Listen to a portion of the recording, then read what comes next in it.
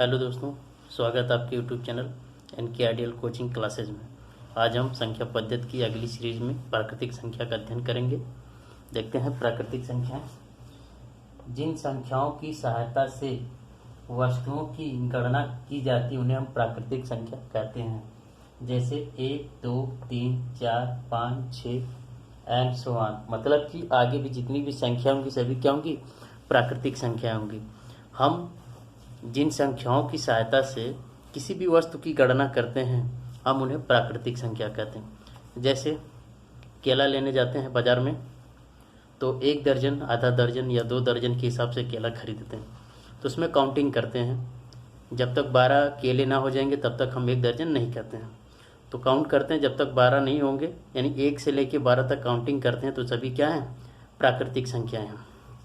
ऐसे भी और बहुत सी संख्या वस्तुएं होंगी जिन्हें हम काउंट करते हैं। ठीक है, जहाँ तक हम गिन सकते हैं सभी संख्याएं क्या होंगी? प्राकृतिक संख्या होंगी। इकाई, दहाई, सैकड़ा, हजार जितने भी हैं सबको हम क्या कहेंगे?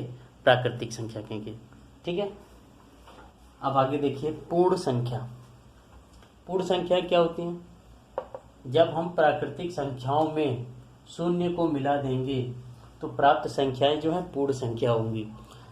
जो प्राकृतिक संख्या है उसमें अगर हम शून्य को मिला देते हैं तो जो है हमें पूर्ण संख्या प्राप्त हो जाएगी। ठीक है, शून्य को मिला देने पर जो संख्याएं होंगी उन्हें हम क्या कहेंगे? पूर्ण संख्या। ठीक है, जैसे 0, 1, 2, 3, 4, 5, 6, 7, 8 जहाँ तक हम गिन सकते हैं सभी क्या होंगी? पूर्ण संख्या होंगी, 0 को मिला देने पर।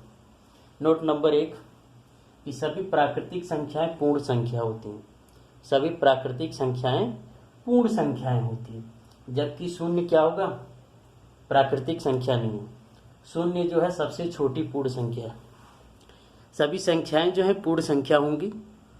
ठीक है, और जो शून्य है वो पूर्ण संख्या है, इसलिए वो प्राकृतिक संख्या नहीं है।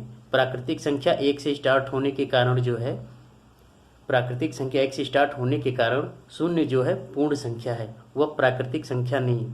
और शून्य ही सबसे छोटी पूर्ण संख्या है। ठीक है, नोट नंबर अगला, सबसे छोटी प्राकृतिक संख्या 1 होती है। सबसे छोटी प्राकृतिक संख्या 1 होती है, जबकि सबसे बड़ी प्राकृतिक संख्या प्राप्त नहीं की जा सकती, क्योंकि किसी भी प्राकृतिक संख्या में 1 जोड़ने पर अगली प्राकृतिक संख्या प्राप्त हो जाएगी। कहने को इकाई, दहाई, सैकड़े जितनी डिजिट हैं वो तो ख़त्म हो जाएंगी, लेकिन नंबर लिखना बंद नहीं होगा। हम 1 जोड़ते जाएंगे तो हमें अगली संख्या मिलती जाएगी। जैसे अगर 10 है तो 10 में 1 जोड़ देंगे तो 11 मिल जाएगा, 11 में 1 जोड़ देंगे तो 12 मिल जाएगा। एक एक जोड़ते जाएंगे, संख्याएं बढ़ती जाएंगी। बोर्ड हमारा समाप्त हो जाएगा लिखने पर, लेकिन जो है देखिए जैसे ये 4, 5, 6, 7, 8, 9, 10, 11, 12, इसको तो 1 जोड़ दें, 1, 2, 3, 4, 5, 6, 7, 8, 9, 10, 11, 12, 12 अंक की सबसे बड़ी संख्या है। जैसे 1 जोड़ेंगे 13 अंक की जो है सबसे छोटी संख्या हो जाएगी। और अगर ले लें 12 है, ये 13, 14, 15, 16 जितनी भी संख्या अंक होंगी 1 जोड़ते जाएंगे तो हमें अगली संख्या क्या होगी? प्राकृतिक संख्या प्राप्त होती जाएगी। इस कारण जो है हमें सबसे बड़ी प्राकृतिक संख्या प्राप्त नहीं है। कोई कह दे कि सबसे बड़ी जो है 1000 है तो हम कह देंगे 1 जोड़ दो भाई, 1001 हो जाएगी। ठीक है, कहने का तात्पर्य है कि सबसे बड़ी प्राकृतिक संख्या प्राप्त नहीं होगी। हम उसका नामकरण ना कर पाएं, लेकिन जो उसमें 1 जोड़कर अगली संख्या हम बता सकते हैं, लिख कर बता सकते हैं कि क्या होगी, उसका बेशक हम नामकरण ना कर पाएं। ठीक है, समझ में आ गया होगा। इसका आप स्क्रीनशॉट लें। अब हम पढ़ेंगे पूर्णांक। परिभाषा क्या देखिए पूर्णांक की? ऐसी संख्या जिसमें धन संख्या, ऋण संख्याएं तथा शून्य सभी हों पूर्णांक कहलाते हैं। जैसे अनंत की तरफ से आ रहे हैं -4, -3, -2, -1, 0, 1, 2, 3, 4 और भी अनंत तक। यानी कि ऐसी संख्या जिसमें ऋणात्मक संख्या हो, धनात्मक संख्या हो तथा शून्य भी शामिल हो वह संख्या जो है पूर्णांक कहलाएगी। ठीक है, अब देखिए शून्य के दाईं ओर की सभी संख्याएं, अब ये दायां है, ये शून्य स्थिर है, स्थिर है। शून्य के दाएं ओर की, अब दायां कौन सा है, ये वाला पोर्शन दायां है, ये वाला पोर्शन दायां है। शून्य के दाईं ओर की सभी संख्याएं जो है धन पूर्णांक तथा शून्य के बाएं ओर की सभी संख्या। अब ये देखिए शून्य है यहाँ पर, अब इधर दायां पक्ष हुआ और इधर बायां पक्ष। बायां पक्ष, जो बाएं पक्ष होगा उधर ऋणात्मक संख्याएं होंगी।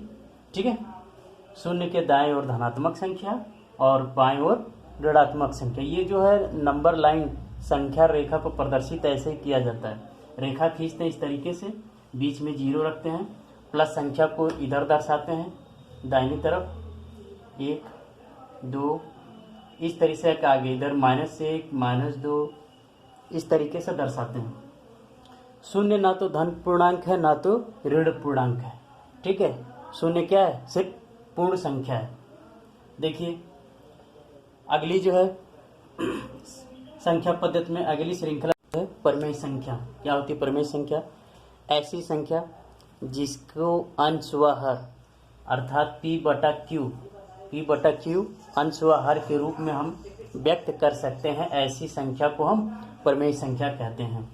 ठीक है, जहाँ पर P व Q यानी अंश व हर पूर्णांक होंगे। ठीक है, चाहे वो धन पूर्णांक हो चाहे ऋण पूर्णांक हो, और एवं जो है Q बराबर 0 नहीं होना चाहिए। Q is not equal to 0, Q 0 के बराबर नहीं होना चाहिए, यानी हर जो है 0 नहीं होना चाहिए।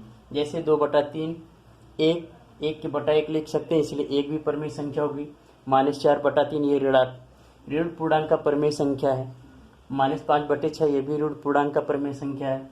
0/1 किसी भी संख्या के बटे 1 हो जाएगा तो वो परिमेय संख्या होगी। ठीक है, 0 नहीं होना चाहिए, 1 होगा चलेगा, 1 होगा तो परिमेय संख्या होगी, 0 होगा तो परिमेय संख्या नहीं होगी। 9/-3 ये भी परिमेय संख्या है। अब देखिए 4/0 जब किसी हर जब 0 हो जाएगा तो परिमेय संख्या नहीं होगी। यहाँ पर देखिए 0 क्या हो गया, हर जो है 0 हो गया है, इसलिए यह परिमेय संख्या नहीं है। ठीक है, समझ में आ रहा है? 2 क्या है, अंश है, और 3 क्या है, हर है। यह अंश है, मिटा देते हैं एक बार फिर से, मिटा के फिर से बताते हैं।